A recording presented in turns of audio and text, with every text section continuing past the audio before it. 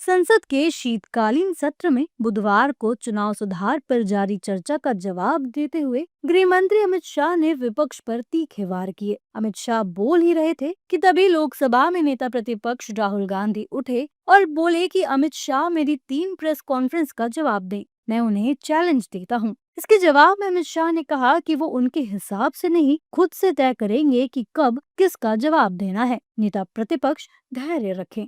और हमारे यहाँ कुछ परिवार ऐसे हैं जो पूछते नहीं वोट चोरी करते। अच्छा बोलिए आप।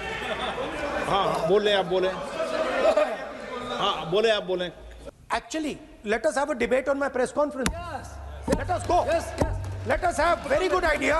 Let us have a debate on my press conference. Okay. Amit Shah ji, I challenge you. I challenge you to have a debate on the 3 press conferences. माननीय गृह मंत्री जी। मान्यवर, पहली बात मैं स्पष्ट करना चाहता हूं, मैं 30 साल से विधानसभा और संसद में जनप्रतिनिधि के रूप में चुनकर आता हूं। मुझे लंबा अनुभव है संसदीय प्रणाली का। विपक्ष के नेता महोदय कहते हैं कि पहले मेरी बात का आप जवाब दीजिए, मैं सुनना चाहता हूं। आपकी मुनसफी से संसद नहीं चलेगी। मेरे आप बोलने का क्रम मैं तय करूंगा। इस तरह से नहीं चलेगी संसद। मान्यवर, उनको धैर्य रखना चाहिए।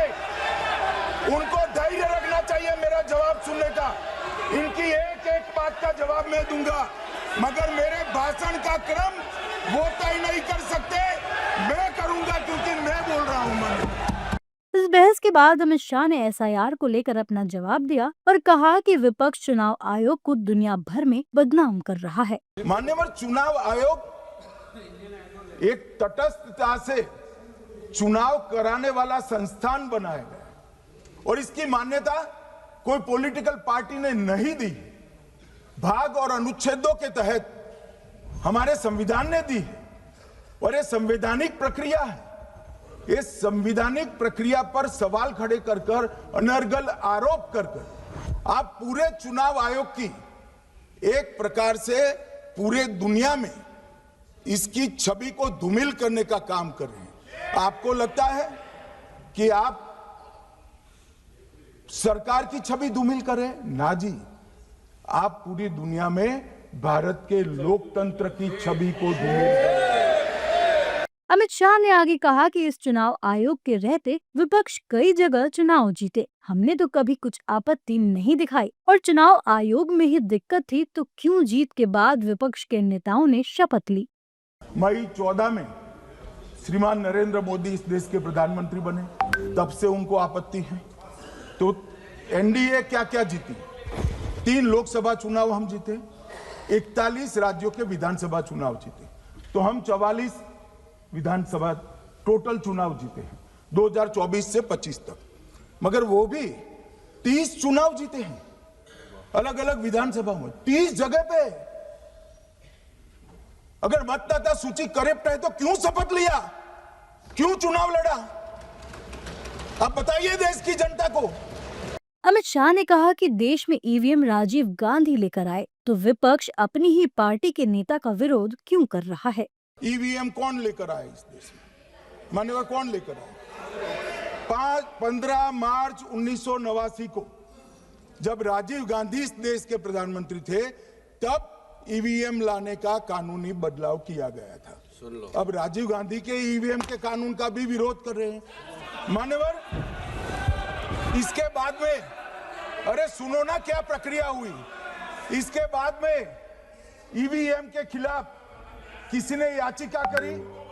इस देश की सर्वोच्च न्यायालय के 5 जजों ने बैठकर ईवीएम के कानूनी बदलाव को 2002 में उचित ठहराया। मानो राजीव गांधी को भी नहीं मानते, सर्वोच्च अदालत को भी नहीं मानते हैं।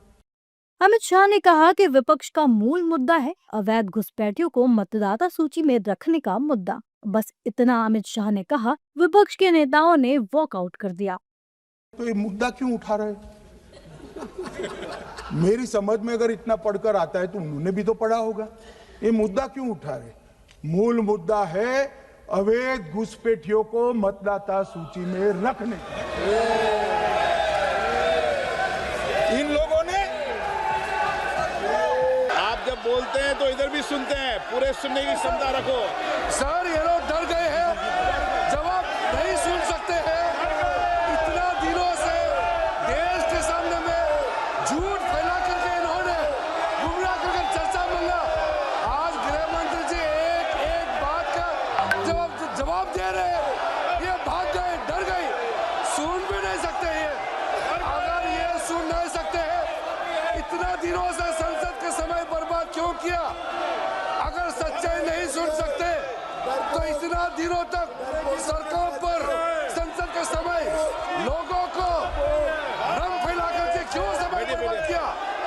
ये दिखा रहे, हमको मालूम था ये भागने वाले हैं, सच्चाई को सुनना चाहिए।